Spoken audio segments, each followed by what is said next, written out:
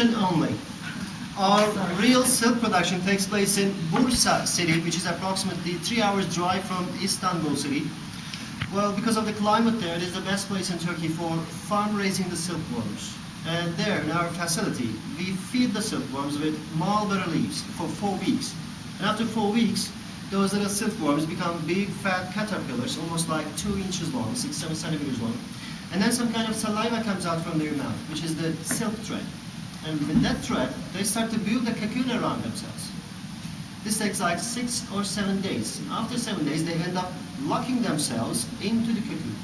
They stay in the cocoon for another 7 days. They become a moth, and then they start to chew the cocoon from inside. They make a little hole, and they get out as a moth. We let only a certain portion of these moths get out and leave because we need new eggs for reproduction.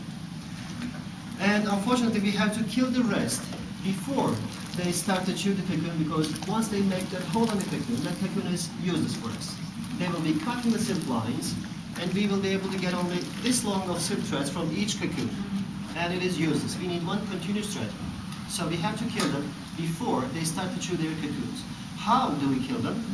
Actually by decreasing the temperature in their room. We simply freeze them. Suffocate them. Well, we hope it is painless. And when we need to get the silk out of these cocoons, we immerse the cocoons this time into boiling water, keep there about 10 or 15 minutes, and when they get softened, by using this high-tech Chinese brush, we catch the ends of the silk lines. Well, this is a 3,000-year-old Chinese technique, actually, and we've been using this technique in Turkey for the last 1,400 years. So this is how this is how we catch the ends of the silk lines. Yes, you can take pictures. You can take pictures. Just hold it. Just cards. Hold that cards.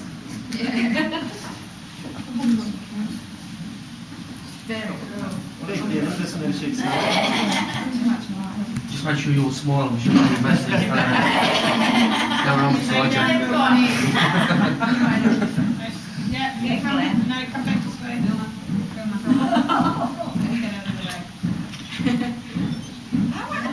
Alright. Now, after we catch the ends of the silk lines, we transfer all those cocoons into this section here. Alright, here comes a tricky question. Ladies and gentlemen, what is the strongest natural fiber in the world? Silk. Well, you are pretty close. Pretty close. No, it's not the silk actually, it is the spider's web. Yes, the spider's web is the strongest and the most elastic natural fiber in the world. But since people cannot use the spider's web, silk takes its place. Then we say silk is the strongest and the most elastic natural fiber in the world, which people can actually use. And do you know what Kevlar is? No. Kevlar, some of you do. Well, Kevlar is a synthetic fiber created by DuPont company. And today the Kevlar is being used on the bulletproof vests, on the parachutes, on the sails, mountain ropes, even on the space shuttles. Yes, and when the DuPont company was creating this synthetic fiber, they have copied the structure of the spider's web. And before the Kevlar was invented, the silk threads were being used for the same purposes. Bulletproof vests, armors of the knights, parachutes, sails. In Egypt, even for slicing the marble blocks. Silk is that strong. But of course, one single thread is so fine and fragile. We cannot work with one single thread. So what we do here in this section is we combine 25 or 30 of them together and we form a thread, which is approximately 25 or 30 counts. When we run the machine here, the rollers will start to turn backwards, we'll pull the thread. Down here, the cocoons will start to unwind like a roll of toilet paper. And from one cocoon, we get approximately 1 mile long of silk thread. Çalıştıralım.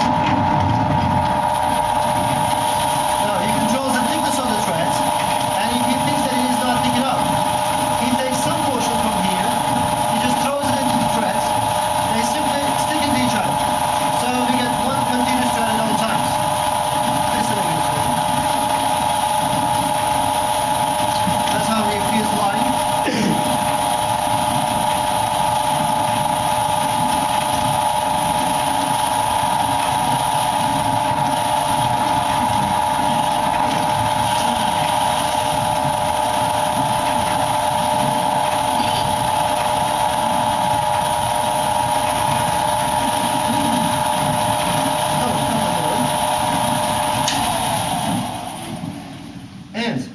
the silk on the cocoon is finished. We end up with a dead silkworm in our hand. We can even see through. That is the silkworm. Yes. Well, as far as I know, in some countries they fry and eat these silkworms, but in Turkey we do not. We use them as a bait for fishing. Gets wasted. Oh yeah. And these are the first couple meters of the cocoon, the outside section of the cocoon. Sometimes the cocoons are exposed to direct sunlight or the dirt on the floor during the transportation or so the outside section usually gets dirty, and it is considered as second quality silk, and we do not use them. We just put them aside, and when we have enough, we sell them to textile companies and the furniture companies. The furniture companies can use it for stuffing the furnitures, and the textile companies, of course, not for fine shirts or dresses, but for household, like bed sheets, tablecloths, curtains, placemats. Sometimes we make them pashmina and sell them to the tourists. Okay, just kidding, no pashminas. And this is the raw silk. This is the raw silk that we end up with there on the roller. When you touch, you will see that it is very stiff. It doesn't feel like silk at all. And that is because of the sericine. Sericine is the